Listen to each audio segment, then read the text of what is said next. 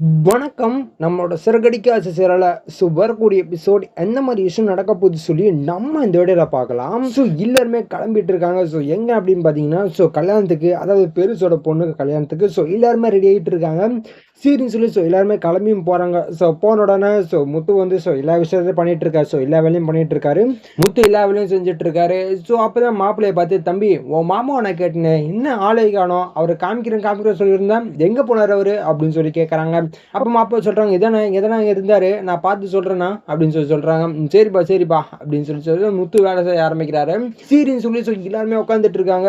அந்த நேரத்துல மணி போறத ரோஹிணி பாக்குறாங்க. என்ன இவரு இங்க என்ன பண்ணிட்டு இருக்காரு அப்படின்னு சொல்லி ரோஹிணி வந்து அவசர அவசரமா போறாங்க, போய் பேசுறாங்க. இன்னுங்க நீங்க இங்க இருக்கீங்க அப்படின்னு சொல்லி கேட்கறாங்க.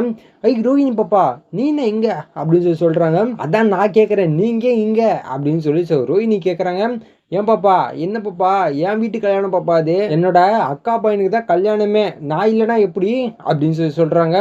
சரி பாப்பா, என்ன உங்க வீட்டுல இருந்து எல்லாருமே வந்திருக்காங்க போல அப்படின்னு சொல்லி எத்தி பார்த்துட்டு சொல்றாங்க. அப்போ ரோஹிணி சொல்றாங்க, அதுதான் நானும் கேட்கறேன், இப்ப இவ்வளவு பேர் இருக்காங்க, நீங்க மாட்டணும் வைங்க, அவ்வளவுதான் கதை முடிஞ்சிருச்சு அப்படின்னு சொல்லி ரோஹிணி சொல்றாங்க. பாப்பா அதுக்கு நான் என்ன பாப்பா பண்றது அப்படின்னு சொல்லி சொல்றாங்க. அப்போ ரோஹிணி சொல்றாங்க, நீங்க எங்கேயாச்சும் வெளில போக முடியுமா அப்படின்னு சொல்லி கேட்கறாங்க.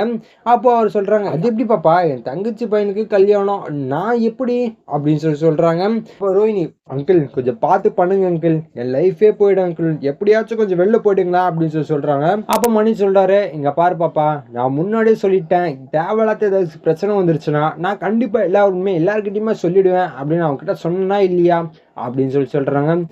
இந்த வாட்டி மட்டும் கொஞ்சம் ஹெல்ப் பண்ணுங்களா அப்படின்னு சொல்லி ரோஹிணி சொல்றாங்க. இல்ல பாப்பா என்னை மன்னிச்சிடு, ஏன்னா இது எங்க வீட்டு கல்யாணம், நான் இல்லைன்னா வேலைக்கே ஆகாது. சப்போஸ் அவங்கள என்னை பார்க்குற மாதிரி நான் மாட்டிக்கிற மாதிரி நிலைமை வந்துருச்சு அப்படின்னா நான் இல்லை உண்மையும் சொல்கிறேன் பாப்பா அப்படின்னு சொல்கிறாங்க. சரின்னு சொல்லி ரோஹிணி வந்து போகிறாங்க.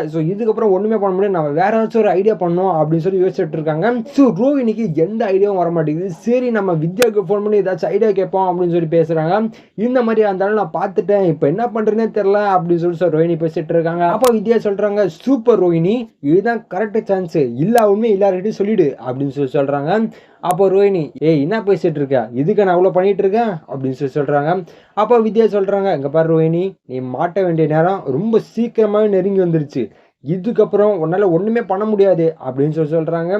அப்போ ரோஹிணி சொல்றாங்க, பேசாம நான் அந்த கல்யாணத்தை நிப்பாட்டிட்டா அப்படின்னு சொல்லி சொல்றாங்க. அப்போ வித்யா சொல்றாங்க, ஏய் அடி பாவி, இதை மட்டும் பண்ணாத, ரொம்ப பாவம் அப்படின்னு சொல்லி சொல்றாங்க. அப்போ ரோஹிணி சொல்றாங்க, ஏய் அதெல்லாம் நான் பாத்துக்கிறேன், நீ கொஞ்சம் கிளம்பி வா அப்படின்னு சொல்லி சொல்றாங்க. அப்போ வித்யா சொல்றாங்க, இந்த பாவத்துல நான் நிற்க மாட்டேன், நான் வரமாட்டேன்பா அப்படின்னு சொல்லி சொல்றாங்க.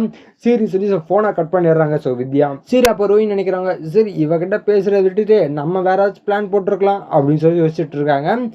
அந்த நேரத்தில் விஜயா கிட்ட போய் பேசிட்டு இருக்காங்க. என்னத்த இந்த கல்யாணம் நடக்கும்னு நினைக்கிறீங்க அப்படின்னு சொல்லி சொல்றாங்க. ஏன் இப்படி பேசிட்டு இருக்க அப்படின்னு சொல்லி கேட்டுட்டு இருக்காங்க. லவ் மேரேஜ் எல்லாம் இந்த லைஃப் நல்லா இருக்குமா அப்படின்னு சொல்லி ரோஹிணி கேட்டுட்டு இருக்காங்க. அந்த நேரத்தில் ஸ்ருதி வராங்க. என்ன ரோஹிணி பேசிட்டு இருக்கீங்க, ஏன் யாருமே லவ் பண்ணி மேரேஜ் பண்ணலையா அப்படின்னு சொல்லி கேட்டுட்டு இருக்காங்க.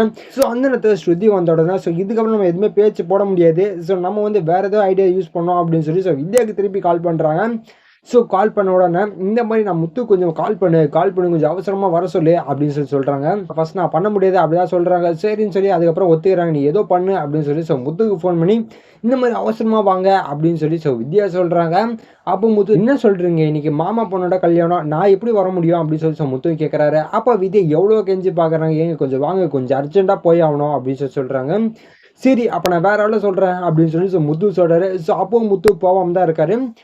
இதுக்கப்புறம் எந்த மாதிரி விஷயம் நடக்க போகுது சொல்லி நான் அடுத்த வீடியோல உங்களுக்கு அப்டேட் பண்ணுறேன். இது வரைக்கும் நம்ம சேனல் சப்ஸ்கிரைப் பண்ணி பக்கத்துல பெல் ஐகானை கிளிக் பண்ணி வச்சுக்கோங்க. நன்றி, வணக்கம்.